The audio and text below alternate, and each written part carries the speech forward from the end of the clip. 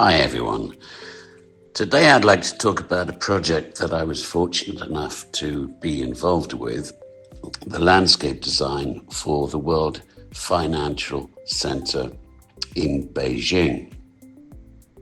This was particularly interesting because of the architect involved, Cesar Pelli. Cesar Pelli is probably best known for the Petronas Towers in Kuala Lumpur, the International Finance Centre in Hong Kong, and of course his work with the World Financial Centre in New York. I was working with ACLA in Hong Kong at the time under Thomas van Dyck, who was my boss. Tom had secured the commission and the landscape concept developed from Cesar Pelli's architectural idea for the building. The central idea for Cesar Pelli's concept was a crystal and the crystalline form. And that really became important to us because we wanted the landscape to relate directly to the architecture. Rather than simply putting some planting and paving around the building, we wanted the landscape to become part of the architectural language. The project was commissioned by Henderson Land, and eventually it became an award-winning landscape upon completion. One of the things I particularly enjoyed about this project was that I was able to follow it from the very beginning through to completion. Now, this doesn't often happen in landscape architecture. I've been doing this a while now, for several decades, and quite often you come into a project halfway through. Sometimes you're taking over somebody else's design. Sometimes you leave a project before it's finished and somebody else takes over. So when you have the opportunity to see something develop from the initial concept all the way through construction and completion, it's incredibly satisfying. And this was certainly one of those projects for me. It was a major and prestigious development, so I feel very fortunate to have been involved in it throughout. The design team was excellent. Cesar Pelli was the architect, of course. The development was a 120,000 square metre twin tower complex. Arup were the engineers, and they're obviously one of the best engineering practices in the world. Hirsch Bedner were working on the interiors, and I've worked with them on a number of occasions as well. We also had a very good signage designer. So there was a very strong team behind the project, but there were some interesting constraints that we had to deal with. 30% of the site had to be provided as public open space, and this was a decision made by the local government in Beijing. The site was right in the middle of the CBD on Beijing's third ring road, so it was very dense urban environment. The public space required by the local government in Beijing had to be accessible 24 hours a day. There were to be no gates. Everything had to be barrier-free, and that meant no steps. We had to use shallow ramps and general inclines so that the entire space could be easily accessed. One of the first things we looked at was how to translate Cesar Pelli's architectural concept into the landscape. The building itself had this very strong crystalline geometry. You can see it in the facade and the fenestration. So we carried that idea into the landscape. We used triangulated lawns. We introduced contrasting geometries in the footpaths. We also used the same sort of geometry in some of the landscape installations and even the planting. So the landscape wasn't simply sitting beside the architecture, it was responding to it. I think it's a good example of landscape following architecture. One of the more interesting challenges was dealing with the above-ground utilities. There were several structures that we simply couldn't remove. One of the most obvious examples was a large structure that was actually employed as an emergency exit from an underground car park. There were 3 of these. They were rectangular structures, roughly 4 meters high and perhaps 5 or 6 meters long. Essentially, they were staircases coming up from the underground car park. Naturally, our first thought might have been to screen them. You could imagine using bamboo or other vegetation, but that really wasn't going to work. Beijing has very cold winters, and the bamboo isn't particularly durable in those conditions of keeping all of its leaves on. It would also have required a lot of maintenance. So instead of trying to hide these structures, Tom and I started thinking about whether we could actually make something of them. Could we turn them into a design feature? We eventually decided to clad them in aluminium. We introduced a glazed and translucent infill and placed the new skin away from the concrete structure by about 500 millimeters. And then we incorporated LED lighting within that.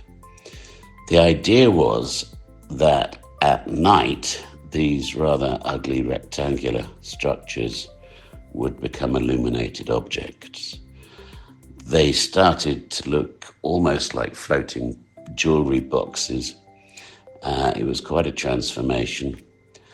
I remember Tom making another very good suggestion.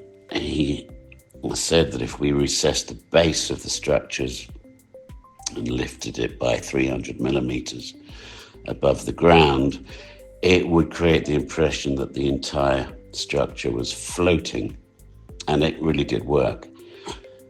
That's one of those little design decisions where experience makes a huge difference. Tom immediately understood what was needed to make the idea work. We also used perforated aluminium with 2 sizes of circular holes, taking inspiration from the facade of the Caesar Pelli building. So what had originally been a visual problem became part of the architectural language of the site. We had another problem along one side of the site. There was a perimeter wall backing onto a petrol station. We wanted the wall removed, but Henderson Land and the local Beijing government couldn't arrange that. So once again, we had to work with what we had. You could have simply planted vines against the wall, something like Parthenocissus, for example. But the problem is that it's deciduous, and in Beijing's winter, you'd end up with a fairly unattractive wall covered in bare stems. So we used a similar approach to the car park structures. We brought the treatment away from the wall. We introduced aluminium framing and lighting and turned the wall into something that had a much more deliberate architectural presence. There was also a ventilation shaft near one of the main entrances, and again everybody wanted it removed, and we had many meetings about how we could remove it, but it couldn't be. And because it was a ventilation structure, we couldn't simply cover it with vegetation. It needed to breathe. So we started looking at some of Caesar Pelli's other projects, and we found an atrium space that he had designed elsewhere. We took inspiration from this and translated it into the aluminium cladding on the ventilation structure. We etched patterns into the aluminium and varied the angles of the cladding. I think the result was quite successful. It was another example of taking something that could have been considered an eyesore and making it part of the design. Another aspect of the project that I thought was particularly successful was the signage. There were numerous commercial outlets at ground floor and first floor level around the landscaped atrium by Hirsch-Bedner. Obviously, all of these businesses needed some form of identification, but we didn't want to cover the building facade with company logos. The signage designer we worked with was extremely clever, in my opinion. Instead of putting all the advertising directly onto the building, he created freestanding elements around the edge of the development. This was also a very strong monumental design entrance, 7 or 8 meters high and made from polished black granite. It was very simple, almost like a monolith, and I thought it worked extremely well. It gave the entrance a very confident presence without competing with the architecture. What I particularly liked about the signage strategy was that businesses could change without affecting the building. And that's important in a commercial development. Restaurants change, retailers change, companies come and go. If you put all those logos directly onto the facade, you're constantly changing the architecture. Instead, the advertising was placed on freestanding elements, so pedestrians and motorists could see what businesses were inside the development, but the building itself remained clean. I thought the signage designer handled that extremely well. Our next challenge was to design the public open space. As I mentioned earlier, about 30% of the site had to be public open space, and the government wanted it to be genuinely accessible and robust. It needed to be very low maintenance and resistant to vandalism. So, material selection became very important. We decided to use a relatively simple silver grey Chinese granite. And for the paving, we used a light bush-hammered finished granite. We didn't want a honed surface because it could be slippery and it would be more vulnerable to damage. Then we started thinking about seating. Rather than using conventional benches, we decided to use granite blocks. These were actually carved at the quarry according to our drawings. The geometry of the blocks reflected the crystalline geometry of the building. There were several different variations, and we arranged them in an informal pattern throughout the hard landscape. For the finish, we used sandblasted granite. It gave a nice texture without making the surface overly reflective. It was also very durable. The interesting thing is that the seating became almost sculptural. People could sit on the blocks, but visually they also became part of the landscape. And because they were solid granite, they were extremely difficult to damage. They didn't require the sort of maintenance that conventional street furniture would.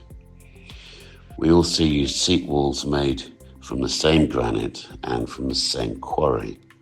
So everything had a consistent and simple material language.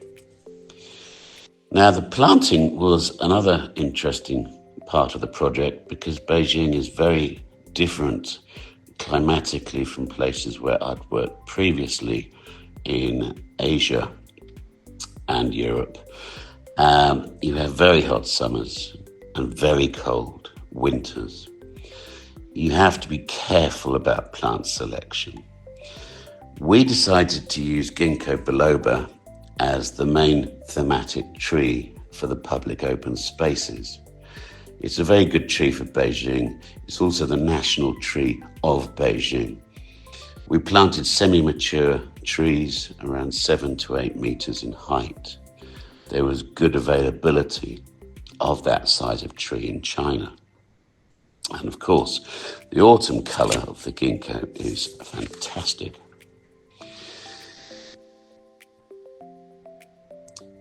You get this magnificent yellow color, and then during the summer, the trees provide shade.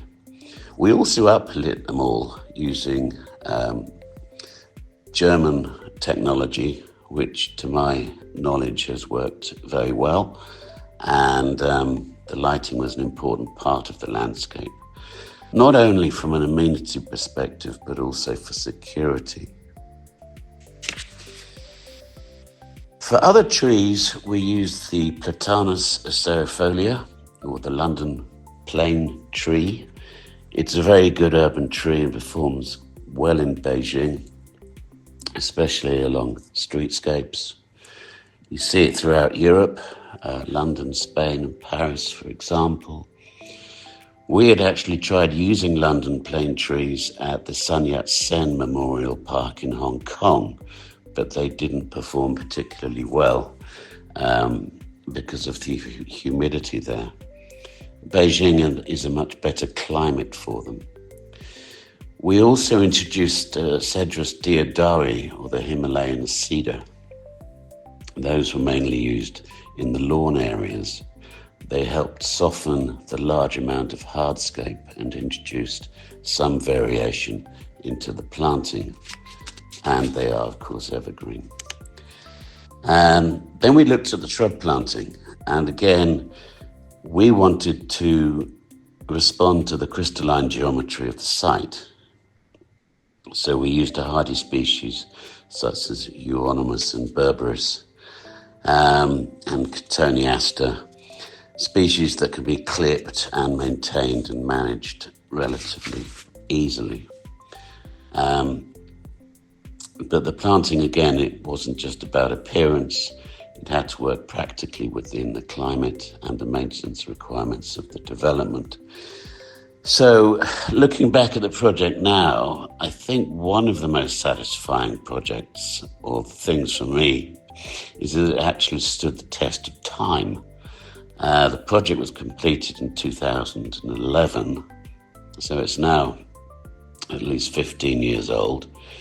And I visited it since completion, and it still seems to be functioning very well. It's well maintained. People use it. It continues to attract visitors.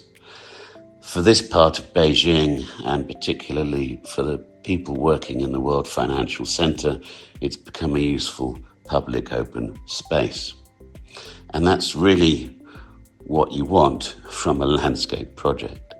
You don't just want something that looks good when you take the completion photographs. You want things to continue working for years later. So the final thoughts for me, this was one of those projects that I'm particularly grateful to have worked on. It gave me the opportunity to work with a fantastic architectural team and to see a project develop from concept to completion. And I think there are a couple of lessons that I took away from it. The first is that landscape doesn't have to compete with architecture. It can respond to architecture. It can strengthen the architectural concept. And the second is that when you're faced with a problem on a site, don't automatically think how you can hide it. Sometimes the better question is, how can I turn this problem into part of the design? That's what we did with the utility structures, the perimeter wall and the ventilation shafts. Instead of trying to disguise them, we turned them into architectural elements. And I think that approach helped create a much more coherent landscape. So that's my experience of working on the landscape for the World Financial Centre in Beijing. It was a project I genuinely enjoyed working on, and I'm pleased that many years later, it continues to function as a successful and well-used public space. Thanks very much for listening.